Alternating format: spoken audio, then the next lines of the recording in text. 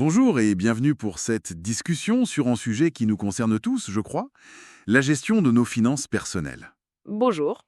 Oui, c'est vrai, l'idée d'un budget équilibré, on l'a tous plus ou moins en tête. Mais ce qui nous file souvent entre les doigts, c'est l'impact de ces toutes petites dépenses, celles qu'on remarque à peine. Exactement.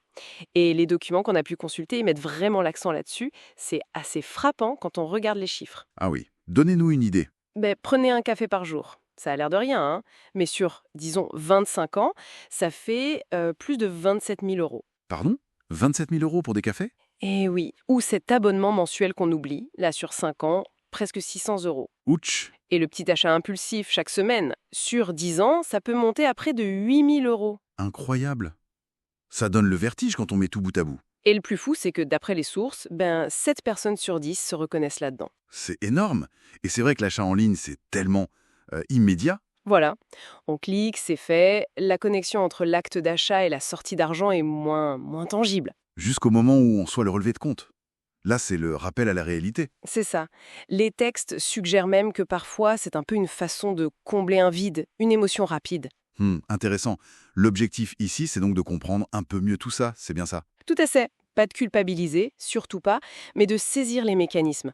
Parce que ces habitudes, mine de rien, elles construisent ce que les documents appellent un mur invisible. Un mur invisible, c'est-à-dire?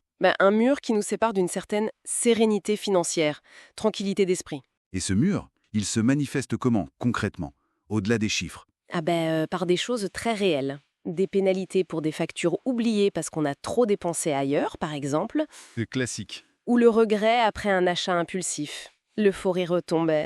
Hop. Oui, le fameux «pourquoi j'ai acheté ça?» Exactement. Et puis, plus insidieux, une espèce d'anxiété financière qui s'installe, un stress latent.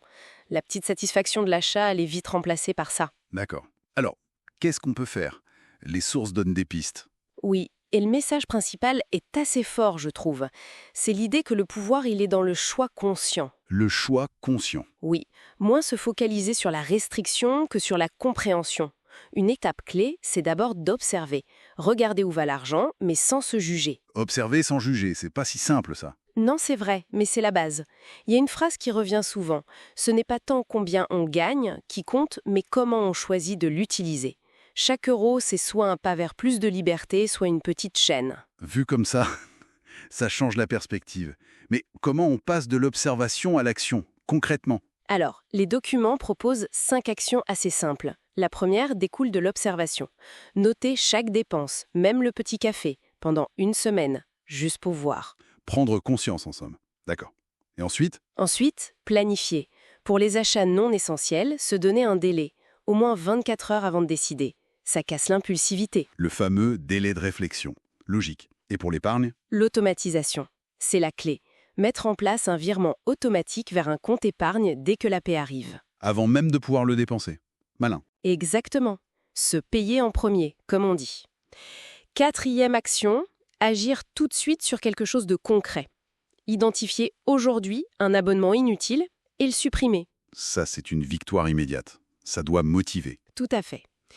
Et la cinquième action, elle est plus psychologique. C'est-à-dire? Célébrer chaque bonne décision. Chaque fois qu'on résiste à un achat impulsif, qu'on met de côté, le reconnaître.